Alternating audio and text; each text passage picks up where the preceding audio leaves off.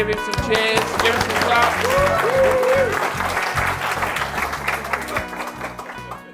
Now, my name's Geoff, as some of you will have heard already, but you notice there's no Twitter or website or even a company name on there. It's because I'm not here selling anything. This for me is just for thrills. We're just up here for the sheer fun of it. And you know that bit on the roller coaster where you're going up and up and up and you're feeling, I've done this, fuck, I'm going to die. I've been doing that for 2 hours down there. So bear with me in some of this. Now, I have put in there a job and a skill and some languages that I might have heard of, just to lend me some credibility in front of a computer crowd. But the thing about getting up and doing this kind of talk is, as you've heard from all the marvellous people who've gone before, is it's best to know a bit about your subject, perhaps even more than you guys. And that's pretty tough. Now, I could do databases, but it's Christmas, so I won't. Instead, I actually found a subject where I'm pretty sure none of you can possibly know more than me, but then I won't know more than you either, and it's the future.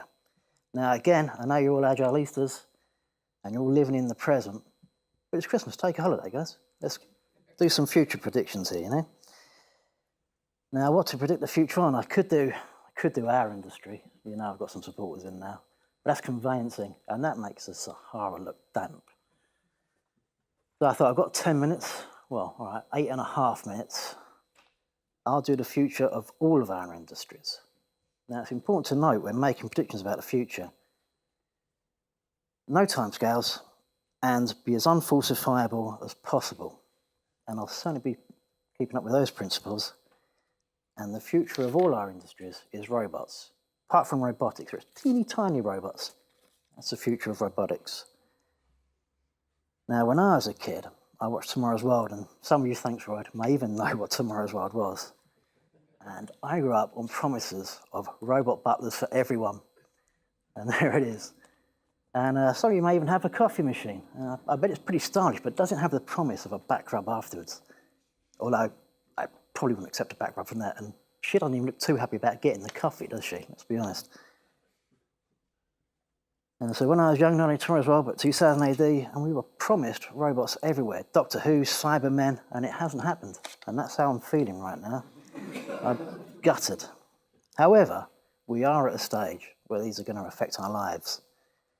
And I know this because Channel 4 have a season on it, and they've even got Guy Martin in this Christmas to sex it all up and make it look good. I wish I'd done the same, really.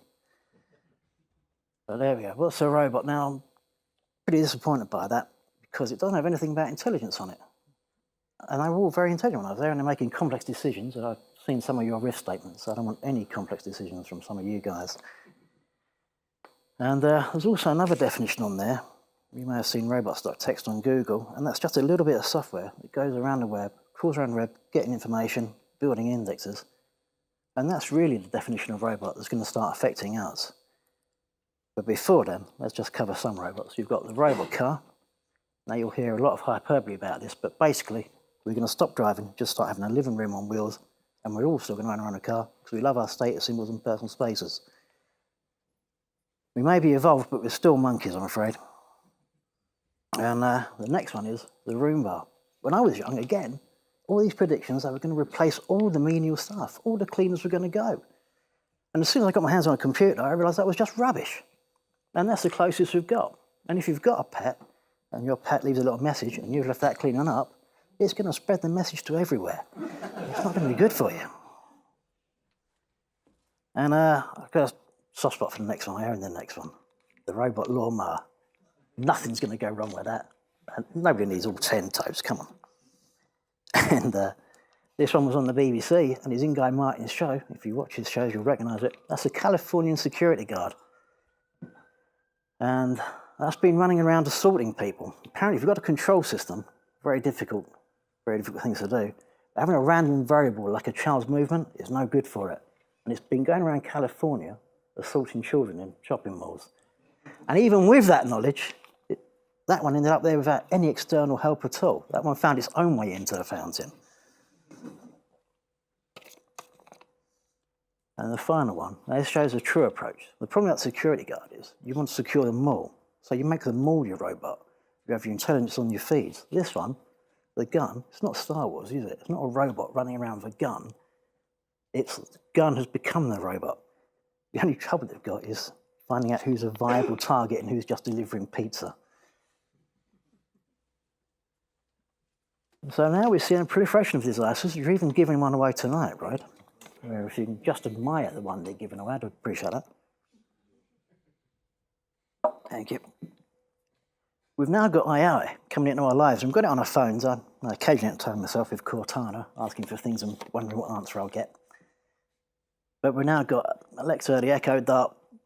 It's on our watches, our PAs are coming around. We've got the Sky Q. I love the new Sky Q box, not just because of Idris Elba, but because you say things you can better remember about a TV show or a film, and it goes off and finds you viable candidates for it. It's making decisions and giving us intelligence for us.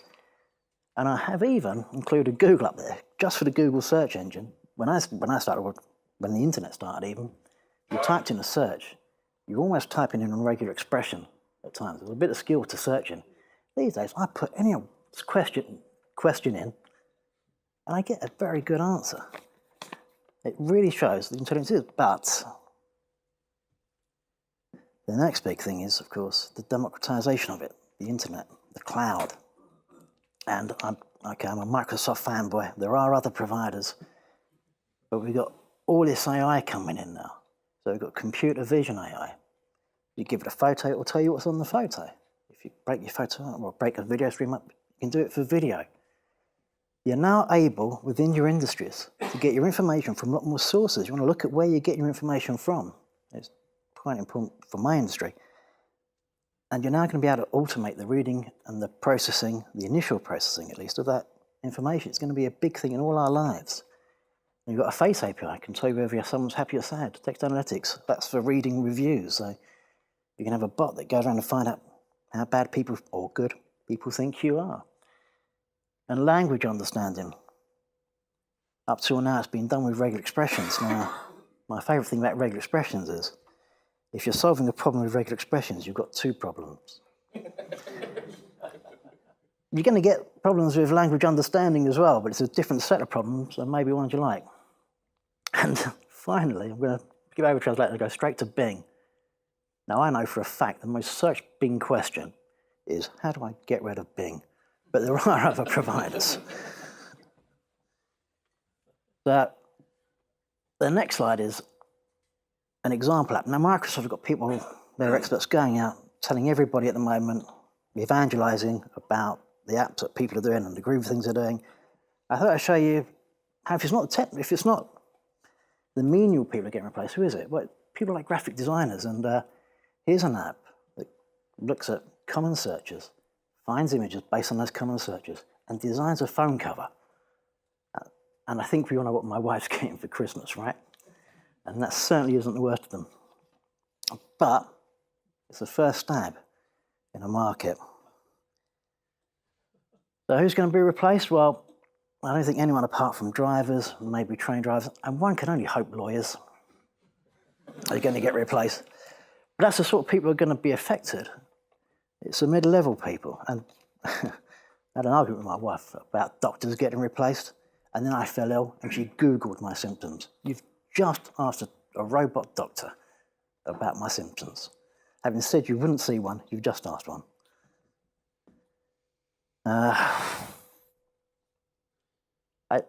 In the interest of predicting the future, there was an article on the BBC recently that predicted in the future 1/3 of all jobs will be lost. Well, that's really good. It's unfalsifiable and there's no timescale. But they predicted that about the computer. And all it's done is it's augmented all our lives. It's automated the boring stuff. And that's what's going to happen. We're not going to get job losses. I don't believe we will get too many job losses. But we will see more productivity, cost savings, and our jobs will be augmented. And nothing bad will happen with the robot revolution.